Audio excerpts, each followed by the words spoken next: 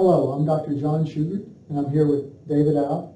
We're with the Georgia Department of Agriculture, and we're going to talk to you today about diesel fuel flashpoint reduction and microbial-induced corrosion in underground fuel tanks due to contamination.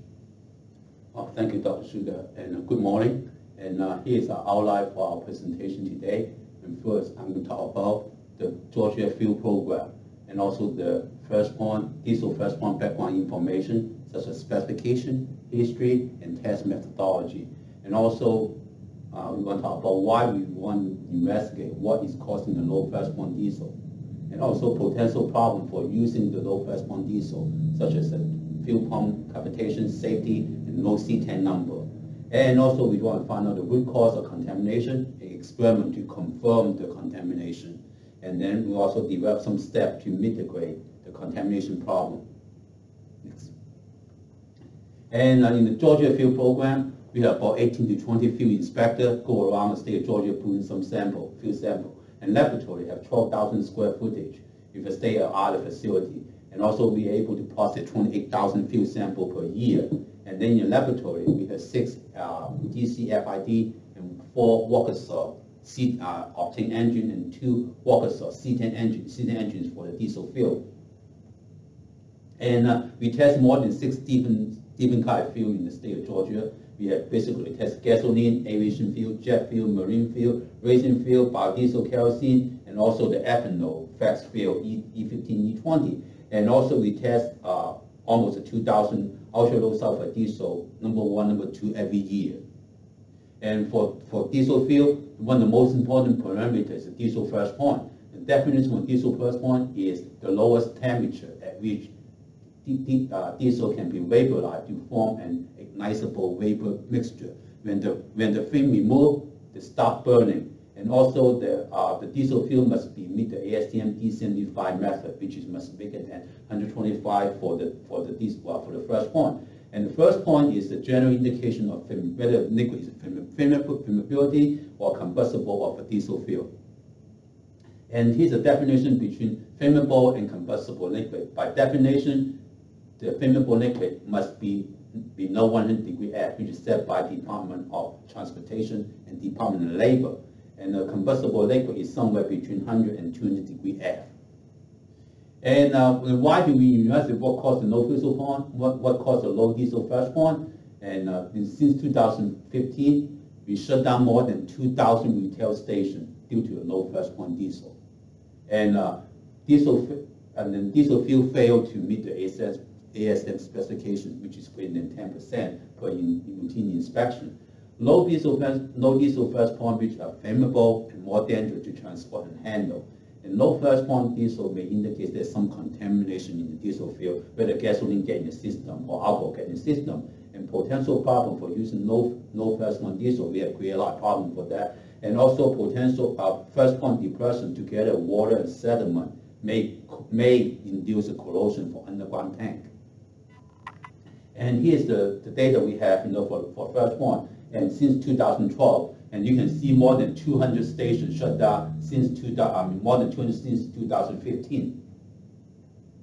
And here's a history for the ASM diesel first point. Why is 125? Why is not 100? Because in 1948 it was 100. In 1958 it became 125 because the solar safety of life at sea recommend 140 degrees, and mobile oil refused to do that. So we compromised at 125 degree F. In 1988, U.S. Bureau of Mines in Colorado, we are affirmed by the need of the 225 for diesel fuel to protect their mining equipment, because at high altitude you get higher first point. And Saudi Arabia proposed to raise the diesel temperature to 160 degree F. And solar at sea, because of boiler temperature, which they recommend 140 degree F for the first point. And the safety of life at sea was established, because of sinking Titanic in 1912, and also as of March 2016, and they have 162 contracted states, which govern about 99% of merchant ships around the world. And because the First World War, the treaty never implemented until the end of Second World War. And then in chapter 11-2, and the fire safety provision for all shipment in detail, and then they specify diesel must be greater than 140 degree F. And there are 3 different methods for testing the diesel fuel. First one, the D56, which is test for the night kerosene, which is a lower viscosity, less than 5.5 cent a stroke. And for most diesel fuel, we use the D93 method, Penske Martin D93 method. And also for biodiesel, we use the D92 equivalent open cup, which is similar to open environment. And the data we have from the Georgia laboratory, field laboratory, and then when the terminal, we measure it at 140 degree F. But when they go to retail station, they only have 130 degree. Then why there's a 10 degree drop? And we have to find out. And we look at the diesel fund distribution, and then we know 125 is passed. 124 we know is failed. And then we can see about 50%, more than 50% is failed between 120 and 124. And the data shows us more than 10% ultra-low diesel, ultra-low sulfide diesel sample does not meet the ASTM first point specification, which is less than 125 degree F. 50% of failed sample had a first point between 120 and 125, and 3% of them had a first point less than 100. And average about 10 degree first point drop when diesel transporting from terminal to the local retail station. And then the question is, what caused the low first point and what are the contamination? And in our laboratory, and we conduct an experiment and found out 1% ethanol blend gasoline can depress the diesel first point by 40 degree F, just by 1% can go down to 40 degree F. And the problem is in the low first point, let me state what the problem was. Be low diesel first point, the ASTM less than 175, and you not consider as the number 2 diesel fuel. And also safety, you are talking about flammable versus combustible. And then you can increase the auto ignition temperature and lower C10 number, and also decrease the lubricity and viscosity, which can cause the cavitation of the fuel pump, and also a potential induced microbial growth such as sediment and corrosion.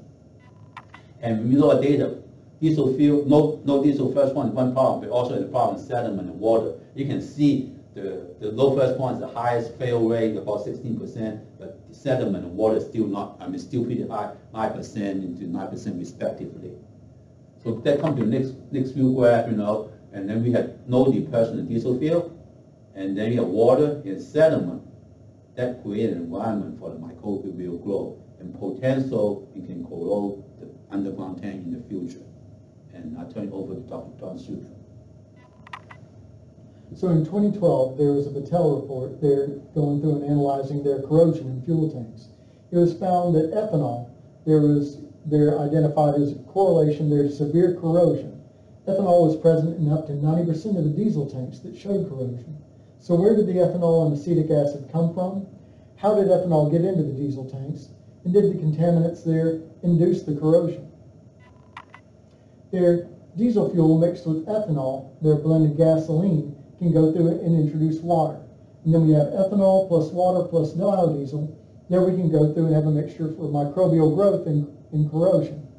There, one of the symptoms of corrosion is sediment there in fuel samples. Their ethanol plus O2, there can go through and generate their acetic acid there through metabolic processes, as well as water. That can give rise to aqueous corrosion, such as what you would find in a tank, as well as headspace corrosion, where you see here with the pump above the tank. There. So what happened there from 2007 to 2020? There was a change in fuel. There was conversion there of ultra-low sulfur diesel. The removal of sulfur from diesel fuel, as well as aromatic compounds that removed biocides, things that kill their microbes. That created an environment for microbial growth. Additionally, the introduction of biodiesel, they're up to 5%, they're in ultra-low sulfur diesel, can be a good food source for bacteria that can give rise to low molecular weight organic acids. Ethanol blended gasolines, their ethanol can accelerate the electromagnetic reaction in the presence of water. Ethanol can act as a food stock for microbes there to generate acetic acid in the presence of bacteria. There, in ethanol, there through azeotroping, there with water, there, and water is essential for the microbial growth there in underground tanks. So, there are the sources of contamination. There we could look at the terminal, there where the fuel comes from, the pipeline, there where the fuel comes from. Then the terminal, there where the fuel is stored in tanks. Then the fuel tanker where the fuel is transported. And then finally there the retail station where fuel is purchased. There here you can see a summary there of our data from pipeline and terminal inspections where all of the flash points there are above 140 degrees Fahrenheit.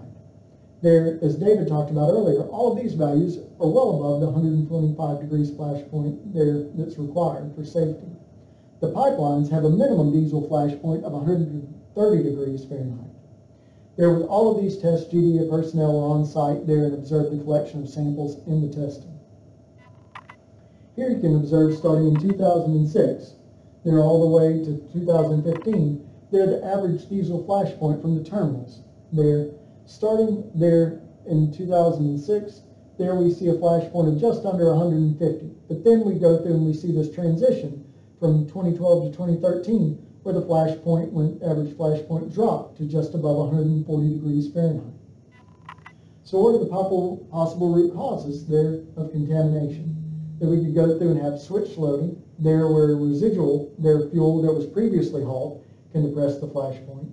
We can have split loading, there where a tanker has common venting systems or common drains there to introduce contamination. We can have the vapor recovery system, where also we could go through and see vapor transfer between different tanks. We could have human error, where somebody goes through and adds fuel to the wrong tanker. Or we could have legacy sites, there we have common venting systems between diesel as well as gasoline, their fuel tanks. So what is split loading? Split loading can be seen here in this graphic, where a fuel tank has there's sections, there are fuel that can go through and be stored in different tanks. There's a common venting system between them that allows the vapor to go through and move between each of the tanks. There we also have the vapor recovery system, where we go through and annually capture about 5 million tons of toxic and pollutant gases there to keep them from going out into the atmosphere. But by doing so, that vapor returns back into the fuel tanker, where it can go through and transverse along the different venting there between the compartments. So we went through and conducted a number of experiments. There we went through and filled up fuel tankers there with 20% diesel fuel, 80% diesel fuel, 80% diesel fuel where it had previously hauled gasoline, and then 80% diesel fuel where it had previously hauled ethanol. There, all of the flash points were performed there in the Mobile Fuel Laboratory, and the results were also verified at our main Tifton, their fuel laboratory.